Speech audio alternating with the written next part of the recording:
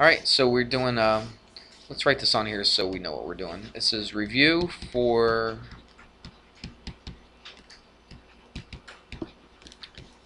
test, and we'll say, what is it? Up to lesson 4, right? Up to, I'll just put lesson 4. Okay, so here we go. This is the review test. So number 13, we're working on 13. We read off all the answers, so you just have to get them from somebody so that you can see what you did. Alright, now they tell you this is a right angle and this is a right angle. And you got to solve for A, B, and C. Well, if you want to, you could take these triangles and separate them if you wanted to. Let's do that. Alright. Might make it a little bit easier. Now, it might not be exactly, but it'll be close enough for us. Alright, there's the big triangle, and then there's the little triangle right here.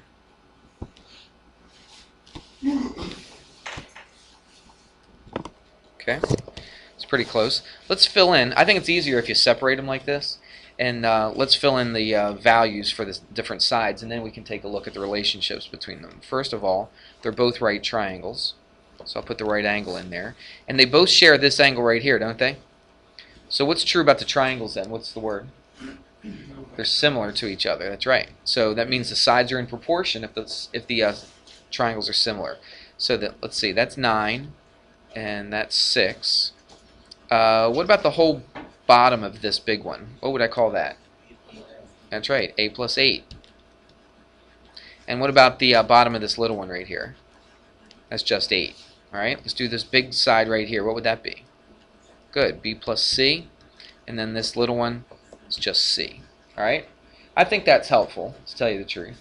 I think that'd be a good idea to do that. And it doesn't take that long to do. Now let's see if we can find a scale factor. That's what we always want to try to do. So look at the two sides that match up, and we know both of the sides. Which one would that be? 9 and 6. So let's write our scale factor as 9 over 6. Reduce it, makes it a little easier to work with, so it's 3 over 2. So that's our scale factor. That's what we're going to be dealing with. All right, that's an important value. Let's scooch this over. Okay, now what we can do is we can solve for the other sides. Let's do the A first. So let's go 3 over 2 equals. Now watch, I went from the big side to the little one, right? From the big triangle to the little one. So I'm going to go from this big side to this little side, right? And they're the corresponding sides, aren't they? So I go A plus 8 over 8. And now we can solve for A. So we cross multiply to solve for A. If we multiply this, now remember this is I'm going to put that in parentheses. If I multiply it by a 2, I have to distribute the 2. Let's do all that in our head. So that's 2A plus 16. And then multiply this way, that's 24. 2A, let's see, subtract 16, what is that? 8, is that right? And A is 4. Is that the answer I gave you? A is 4? Alright, good.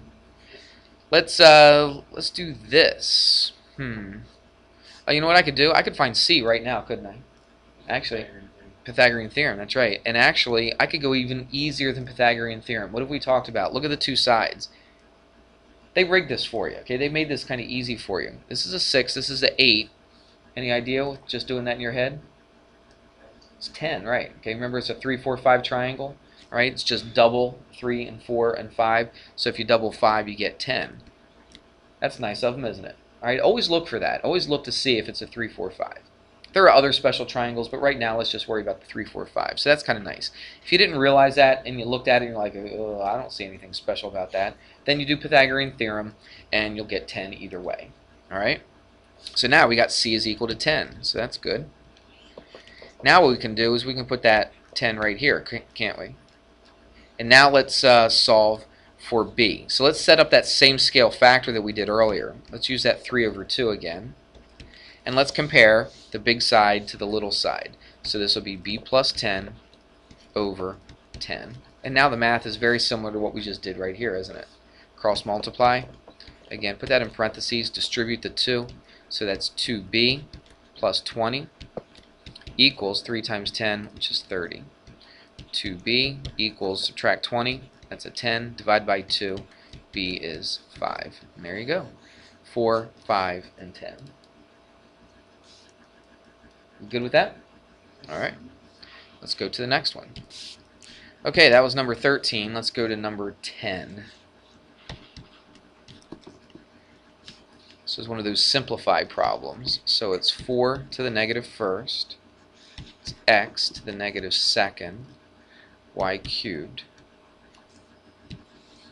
over 2 squared. Actually, you know what? Just write that as a 4. You can do that in your head, can't you? 2 squared. You can do a few of these things in your head, but I'm going to write as much down as I can. Negative 4. All right. And it says to simplify. Well, let's see. What can we do? Well, first of all, the negative exponents. I don't like those. So let's change those to positive exponents. And how do we do that? We take it and we flip it. That's right. So take this. We're going to flip it to the bottom. So it's going to go away here. It's going to come to the bottom. Now, what do we do when I flip it to the bottom, though? Am I adding them together? What am I doing? Subtracting? What is it? Aubrey? No, I'm not subtracting. If I take this and chuck it to the bottom, these aren't being subtracted from each other. They're multiplied. They're all being multiplied times each other. Okay? So they're all being multiplied. Let's do this. Let's take this right here and take the whole thing and chuck it to the top. And then we'll take this and we'll throw that down to the bottom. I know there's a lot of writing, but let's see if we can keep it all straight. So what's going to be on the bottom? 4 times 4. Let's put that on there. What's that going to be? It's going to be 16, right? And then let's take this x to the negative second and chuck that to the bottom. What's that going to be? X to the positive second. If I throw it to the bottom, remember they're being multiplied together. So I got rid of that. Y cubed is already up there, isn't it? So I'm not messing with that. It's already a positive exponent, so I'm not moving that to the bottom or anything. What about this? This xy to the negative fourth. I'm going to take that whole thing, throw it up to the top, and it's going to be xy to the what? Positive fourth. That's right. Alright, let's simplify a little bit more. Let's take everything in here to the fourth power.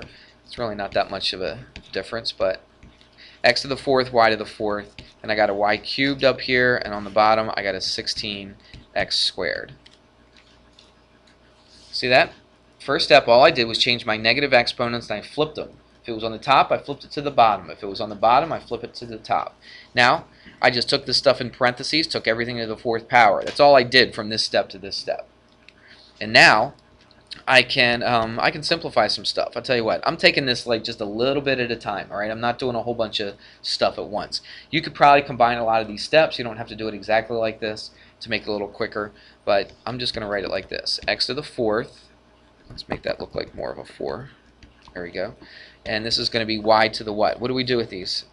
We add the exponents, right? It's a multiplication problem, but we add the exponents, so it's y to the 7th over 16 x squared. We're almost done. Look, I got an x to the fourth on top and an x squared on the bottom. I can't have an x on the top and x on the bottom and expect it to be still simplified. So, what do you do with the exponents? What do you do with this and this? Right, you keep the base the same and you subtract the exponents. Now, when you do that, that'll always go on the top, okay? So when you do the subtraction, that will always go in the numerator. So if I subtract the exponents, I get x squared. So it's x squared, that's on top. I got a y to the 7th on the top, and I got a 16 on the bottom, and there's my answer. Is that the answer I gave you? Okay, good. Good. I always like to double check, make sure I didn't make a mistake. There you go. It's not so bad, is it? Just got to know the rules about flipping them top and bottom, know how to combine these things, know how to take this, both of these to the fourth power. Okay, combine your like terms. They're not really like terms, but you're multiplying with the same base, and then you're dividing with the same base. So a lot of basic rules in that one little problem right there. Alright, that was number 10. Okay, here's number 18. We got a circle, we got some shaded region right there. And what else does it say about it? It says the radius of the circle is the square root of 7. So the radius, I'll put r equals the square root of 7, and that's in meters. It says find the area of the shaded sector. Okay? Does it tell you something else? Yes. It's got to tell you an angle, right? Is that what it is? Okay, I can't read mine. How'd you read that? Oh, there it is. Yeah, you can barely read it, can you? Yeah, it does say 80 degrees right in here. Actually, let me put this in another color so that I can actually read it. Alright, so that is 80 degrees. I don't know, can you read it or not? You get the idea. So that right there is 80 degrees. You with me? So let's see. What in the world are we going to do? Well, let's just find the area of this sector right here. Tell me something about this sector and this sector. Yeah, well, it got vertical angles, so they're going to be exactly the same, right? Because you got the same radius, got the same angle, and that kind of thing. You could look at it like this if you wanted to. You could look at it as 160 degrees out of the whole circle, couldn't you? Right, and just do it in one shot. All right, let's think of it like that. So I've got 160 degrees out of how many altogether? 360, right. And I'm trying to find the area of that part of it. So how do I find the area? It's pi what? R squared. Right. Okay, so it's pi r squared. What's the r? It's the square root of 7. Okay, it's the square root of 7. So really, if you just want to throw that into a calculator, you can. Did I read it off as a pi answer? I think I did, didn't I? Yeah, so watch. This is how they do it. It's really not that hard. You can do this in your kind of in your head, but watch. The zeros cancel out, right? What's 16 over 36? That is what reduces. What goes into 16 and 36?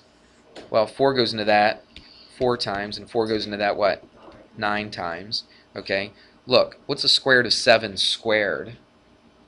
It's just 7, isn't it? Okay, do you see all that? So that is just a 7. I know it's a little messy, but watch what I got. I got 7 times 4, which is 28 over what? 9. And what else do I have? I got a pi. There you go, without a calculator. Isn't that nice? And that's the area of the shaded sector. You could throw it into a calculator if you wanted to at this point and get a decimal, but I said I would accept an answer that looks like this. You can keep your answer in terms of pi. Just saves you an extra step of throwing it into a calculator, doesn't it? Wasn't that quick? By the time you got your calculator out and took the cover off of it, you would have been done this problem, right? Okay. Alright, that wasn't too bad. Let's do another one. Okay, let's take a look at number 1. It says twice the complement of an angle. Now, I've talked about this quite a bit. What does it mean when it says the complement of the angle? What phrase, or what do I write down?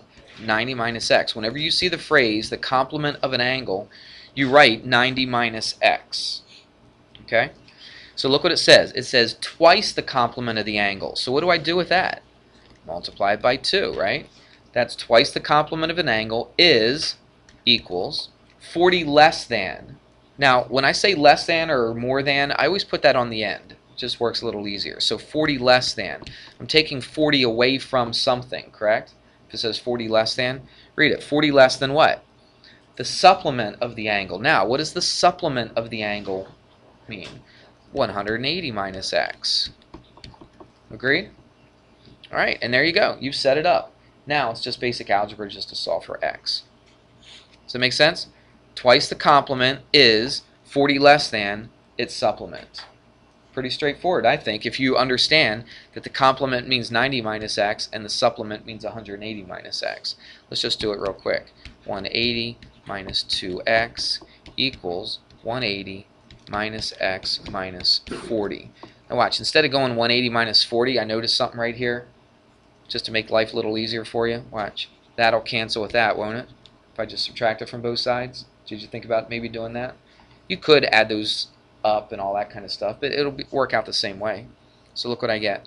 Let's do this. Let's add an x to both sides. So I've got negative x equals negative 40. So what's x? It's 40. And that's it. There's your angle right there. And the question says just find the measure of the angle. Right? You don't have to find the supplement or the complement. Just find the measure of the angle, and there it is. It's just 40 degrees. Is that what I gave you? Yep. Alright, good. Let's move on. We'll have to go to a next video, though.